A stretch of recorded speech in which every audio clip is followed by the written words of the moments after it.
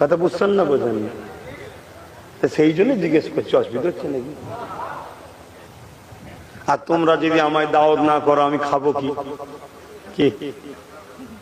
এরম যদি কেউ মনে করে, আমার মনে হচ্ছে বড় বুক আর কেউ নেই। এই এতগুলো লোক বসে আছে, কেউ জলসা করে খায় নাকি? হ্যাঁ, কি করে খায়? এক একজনকে আল্লাহ এক এক ভাবে খাওয়ায়, ঠিক না?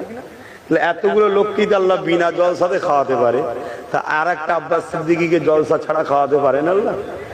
রেজেক আমার জলসা নয়, রেজেক হলো আমার আল্লাহ।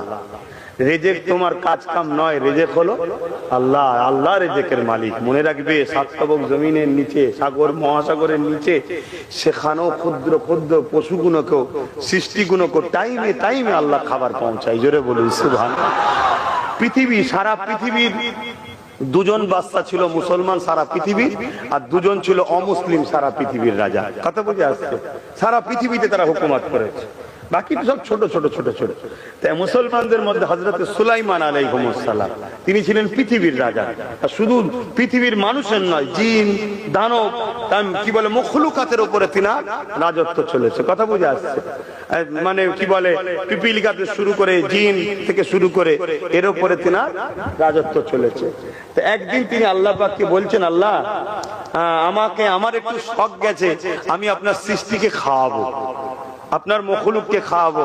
আল্লাহ বলছেন, নবী সুলাইমান, তুমি পৃথিবীর রাজা হতে পারো, কিন্তু মনে রেখে দিও, তোমাকেও রাজা আমিই বানিয়েছি। বলুন সুবহানাল্লাহ। তুমি কিন্তু এ দায়িত্ব তুমি পারবে না, কারণ রেজেকের মালিক আমি আল্লাহ। আমি রেজেক কাউকে দিয়ে দিই, কারো হাতে ছাড়িনি, আমার কুদরতি হাতে আছে। শুনছেন? কিন্তু নবী আবদার করছে, আল্লাহ একবার সুযোগ দেন। আল্লাহ বললেন, তোমার যখন শখ গেছে তা লাও, করো।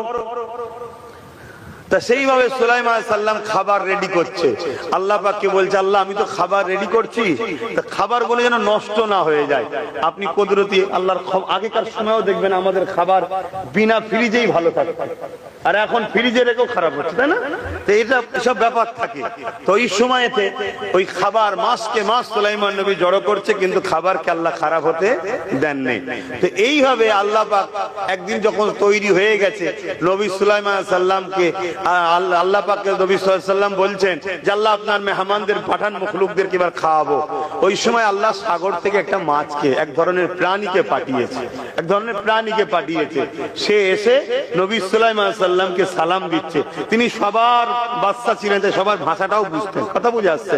তাই সালাম দিচ্ছে, দিয়ে বললেন, আমি এসেছি অতিথি, আপনি নাকি আজকে দাওয়াত দিয়েছেন। রোজ তো আল্লাহ আমাদের রিজিকের ব্যবস্থা করে, আজকে নাকি আপনার এখানে আছে, তাই আল্লাহ পাক বলেছেন আমি এসেছি, আমায় খেতে দেন। তখন সুলাইমান আলাইহিস সালাম বলছে, অপেক্ষা করো, আরো মেহমানরা আসুক, যেমন আমরাও দাওয়াত বাড়িতে করি নাকি, আরো মেহমান আসুক। তখন উনি বলছেন, শুনুন, আমার টাইমে টাইমে আমার আল্লাহ খাওয়ান। জোরে বলুন সুবহানাল্লাহ। দাওয়াত দিয়ে ওয়েট করাবেন না আপনি, আর আমার মালিক আমাকে প্রতিদিন টাইমে টাইমে খাওয়ান। জোরে বলুন সুবহানাল্লাহ। আপনি ওয়েট করাচ্ছেন কেন? সুলাইমান আলাইহিস সালাম বললেন, যাও, ওই মাঠে খাবার আছে, লাও খাও। তো উনি গেলেন, যাবার পরে খাওয়া দাওয়া করে সুলাইমান আলাইহিস সালামের সাথে এসে বলছে, হুজুর আমার খিদে এখনো বাকি আছে, আমাকে আরো খেতে দেন। সুলাইমান আলাইহিস সালাম বলছে, আরে আছে, যত খুশি খাও না। বলছে, যা ছিল সব খেয়ে ফেলেছে। বললেন না সুবহানাল্লাহ? আরো জোরে বললেন না সুবহানাল্লাহ? নবী সাল্লাল্লাহু আলাইহি ওয়াসাল্লাম বলছে, তুমি কত বড় পেটু, সবার খাবার খেলে? বলছেন, হুজুর দাওয়াত দিয়ে এভাবে মেহমানকে পেটুক বলবেন না। আমার আল্লাহ আপনি যা খাইয়েছেন, প্রতি ওয়াক্তে এরকম 3 লোকমা করে খাওয়ায়। আমি মাত্র 1 লোকমা পেয়েছি, এখনো 2 লোকমা বাকি আছে, দেন। আমার আল্লাহ আওয়াজ দিচ্ছে, সুলাইমান আমার বান্দা, আমার মখলুককে খাওয়াবে। সুলাইমান নবী সেদিন থেকে আসমানের দিকে মুখ তুলতেন না, সেদিন থেকে আসমানের দিকে মুখ তুলতেন না, যে আল্লাহ আমাকে মাফ করে দেন। কথা বুঝে আসছে? রেজেকের মালিককে, হ্যাঁ, জলসা রেজেক নয়। মনে রাখবে, আমার অনেক দরজা বন্ধ করার চেষ্টা অনেকে করেছে, হাজার হাজার জলসাকে আমার নষ্ট করেছে। কথা মনে রাখবে, কিন্তু একটা দরজা যদি বন্ধ হয়, আমার আল্লাহ হাজার দরজা আমার খুলেছে। জোরে বলুন সুবহানাল্লাহ। আল্লাহ খুলেছে, হাজারটা দরজা খুলেছে, এত খুলেছে আমি তো বিরক্ত হয়ে যাচ্ছি। লাস্টে জলসা করালেই লোকের সঙ্গে ঝগড়া হয়ে যাচ্ছে।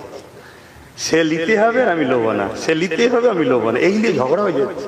ঝগড়া বলতে ভালোবাসার ঝগড়া, ভাই ভাই যেমন মুখ কথাটা হয়ে যায় একটুখানি, সেটাই বলতে চাইছি। তো আমি